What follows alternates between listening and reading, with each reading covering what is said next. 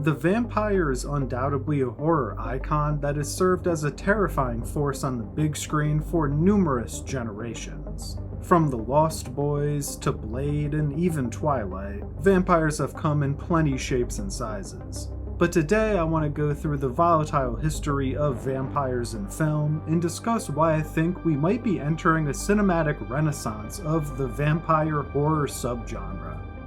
The vampire was largely made famous by Bela Lugosi, who starred in the 1931 film Dracula. And while there were other popular films that featured vampires prior to Dracula, most notably 1922's Nosferatu, Bela Lugosi is so important because he largely defined what the prototypical vampire would look like for decades to come. Almost everything you think of when I mention a classic vampire, from their accent to their somewhat seductive nature, their almost hypnotic presence, all of this can be attributed to Bela Lugosi. I mean, Lugosi just flat out is Dracula. And while Lugosi only played a vampire in 4 movies, his impact on cinematic vampires cannot be overlooked or overstated. And neither can the impact of the studio that headed all of these classic black and white monster films, that of course being Universal Studios. Universal technically started making monster films back in 1913 with their Dr. Jekyll and Mr. Hyde short film, but this subgenre of horror would really start to take off in the early 1930s. The aforementioned Dracula dropped to massive success in 1931, as did Frankenstein. The Mummy would release in 1932, followed by The Invisible Man in 1933, and the studio would close out the 1930s with multiple sequels such as The Bride of Frankenstein and The Daughter of Dracula.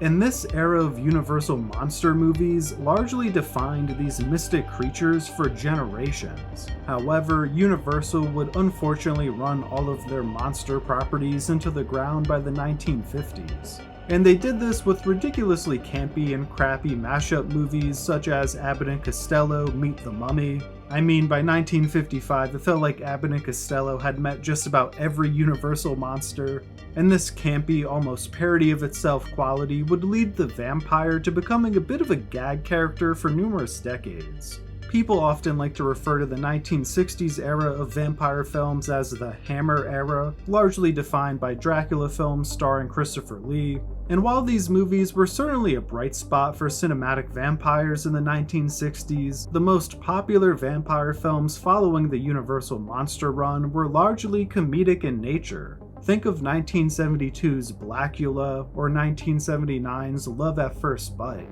These more comedic takes, as well as super cheap, low-budget movies such as 1969's Blood of Dracula's Castle, were the type of vampire films that predominantly saw the light of day in the 1960s and especially the 1970s. Another very important thing to note is that the horror genre is a landscape that largely works in cycles. One subgenre of horror, such as the monster film or the slasher film, will take off and gain popularity, and for a decade or two that subgenre will completely dominate horror, until it eventually becomes a parody of itself and then makes way for a new subgenre to take over the horror world.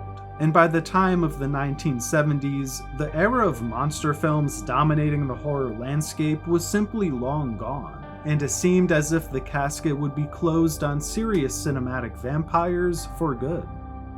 But by the mid-1980s, the vampire would once again start showing some signs of life, perhaps partially piggybacking off of the success of the slasher film craze, and perhaps partially because we were long enough removed from the Bela Lugosi era to try and rebrand the vampire in a serious way yet again. Either way, Hollywood universally decided it was time to resurrect these blood-sucking creatures. And we'd get a strong run of classic vampire films, starting with Fright Night in 1985, The Lost Boys in Near Dark in 1987, Bram Stoker's Dracula in 1992, Interview with the Vampire in 1994, From Dusk Till Dawn in 1996, and of course Blade in 1998. It became clear that from about the mid-1980s through the entirety of the 1990s, Hollywood had begun to take the vampire at least somewhat seriously again. While it was far from the most popular horror subgenre at this time, the vampire was at the very least seen as a legitimate vehicle to drive a horror narrative. and we were thankfully far removed from the sad joke that this monster had become in the 1970s. Because while films like Fright Night were still technically teetering on the line between comedy and horror, the idea of a vampire was still used as more than just a gag to be made fun of. However, as I previously noted, the horror landscape works in cycles, and typically its subgenres will see volatile fluctuations in popularity decade to decade. And the vampire film would start to lose steam once more in the early 2000s, and unfortunately would hit a massive roadblock in 2008. And this roadblock's name was Twilight. From 2008 to 2012, Twilight crushed the box office and dominated the vampire subgenre. And you might initially think that this would be a good thing, since it would bring a bunch of eyeballs to vampires in film. But the reason that this was so catastrophic for vampires in cinema is because legitimate filmmakers didn't want to touch these gothic creatures with a 10-foot pole following Twilight. In their eyes, the general public's view of vampires had now become teenage heartthrobs that sparkle in the sunlight. And what reputable director wants to make a horror movie about that type of vampire? While the 2010s didn't have absolutely no quality vampire films, even the few bright spots such as 2014's What We Do in the Shadows are more comedic in nature, or they went criminally overlooked such as 2009's Daybreakers. So once again, similar to the 1970s, we entered a dark age in terms of legitimate vampire movies.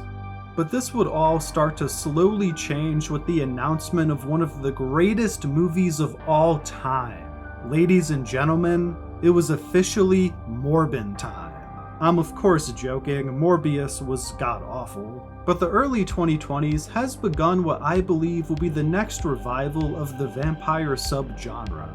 The 1930s and 40s was great for the vampire, the 50s saw a great decline which led to the dark ages of the 60s and especially the 70s, leading to a great rebirth in the 80s and 90s, before yet another dark age spanning the 2000s and 2010s. And just logically, given the cyclical nature of horror, you'd think that we'd be in store for a bit of a vampire comeback. But I think there's also numerous films that we can point to prove that we are currently in the midst of a great vampire renaissance. 2022's Renfield, 2024's Abigail and Nosferatu remake, and 2025's Sinners were all quality vampire movies that, importantly, despite some comedic moments, took their vampires seriously. They didn't glisten in the sun, and they were properly terrifying when they needed to be. Also, very importantly, we're starting to see legitimate directors with more than quality filmography, such as Ryan Coogler and Robert Eggers, want to take a stab at tackling the vampire subgenre. And this is vital because this is the type of movement that can change the tide. Just as the popularity of Twilight ushered in a dark age where nobody wanted to give their spin on these gothic creatures, talented directors putting a new spin on vampires could serve to inspire other creatives to want to sink their teeth into the subgenre. And I think we're already seeing a bit of the creativity that can be applied to a vampire film. Abigail was a really fun movie. I mean, the concept of a young girl hunting a bunch of trained killers who thought they were hired to protect her is just a really clever way to make a vampire film. And movies like Abigail and Sinners make me really excited for what the immediate future of the vampire subgenre might look like. And I for one am confident and hopeful that the 2020s will one day be looked back upon as one of the golden ages of cinematic vampires. Well, if you made it this far, please let me know. Do you think we're also on the cusp of a Hollywood vampire revival? Or do you think the dreaded Twilight remake will come along and put a stop to all of this great momentum? I hope you enjoyed this video, and if you did, please feel free to drop a like and subscribe for more Screen Stories content. Thank you for watching, and until next time, peace.